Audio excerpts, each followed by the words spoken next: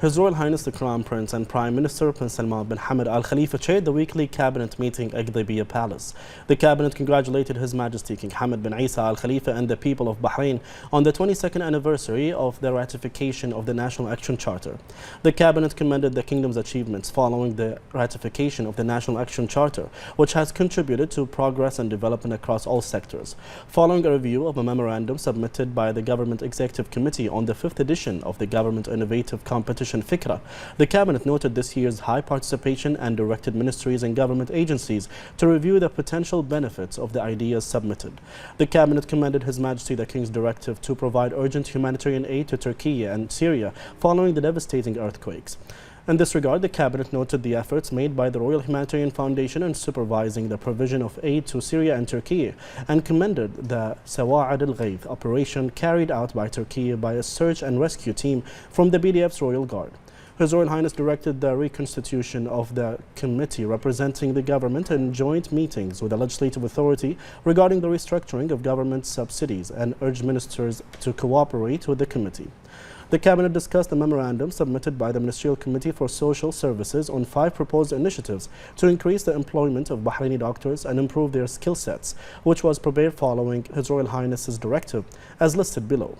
Supporting the recruitment of Bahraini doctors in the private sector for a period of 3 years, providing that their wages are not less than 800 BD. Providing wage increment to Bahraini doctors currently working in private health institutions whose wages are less than 800 BD for a year.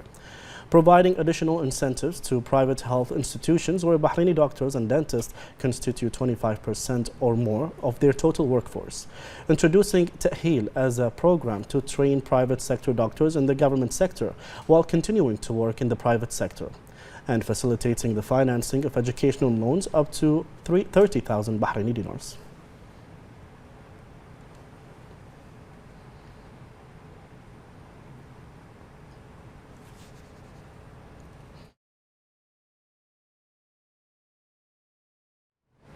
The cabinet then discussed and approved the following memorandums. A memorandum submitted by the Ministerial Committee for Information and Communication Technology regarding the achievements of digital transformation in 2022.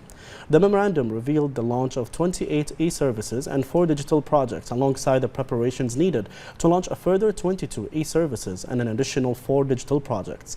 A memorandum submitted by the Ministerial Committee for Legal and Legislative Affairs regarding a draft decision to amend provisions on the issuance of regulatory requirements for construction in various regions within Bahrain.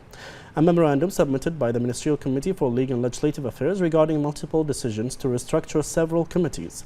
And a memorandum submitted by the Minister of Cabinet Affairs and Chairman of the Board of Directors of the Education and Training Quality Authority on the approval of the authority's reports. The Cabinet then took note of ministerial reports regarding the official visit of the Deputy Prime Minister and Minister of Foreign Affairs of Kazakhstan to Bahrain, the visit of the Minister of Foreign Affairs to Saudi Arabia, the visit of the Minister of Transportation and Telecommunications to Saudi Arabia, and the outcomes of the official visits of officials from Bahrain's tourism sector to the UAE.